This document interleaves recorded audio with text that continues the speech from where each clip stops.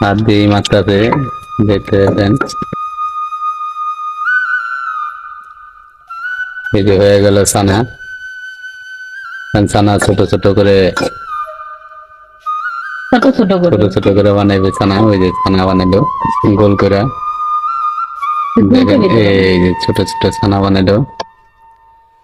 ফ্রিজে রাখবে। ওই যে একটা দেখি কয়টা হয় আর কি।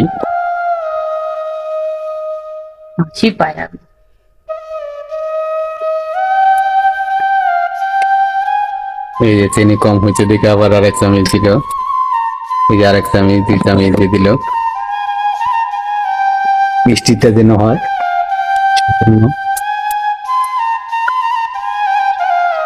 এদিকে ছানা বানাইতে থাকুক, এদিকে মেয়ে আবার চিপ বাজতেছে। চিপসটাও দেখেন, ওই যে দিল,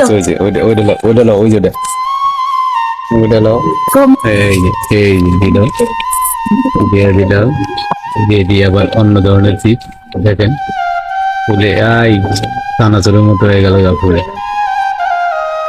খুবই সুন্দর চিপস।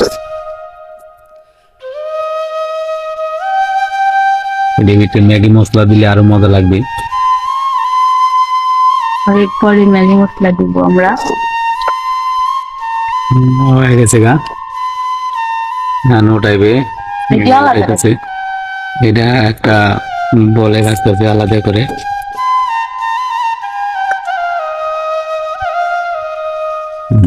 দেখতে পাচ্ছেন সব উঠাইতে উঠাইব। দেখেন বন্ধুরা, ওই যে নিংড়াচ্ছে, তিনি চবিটা নিচে পড়েছেন এজন্য।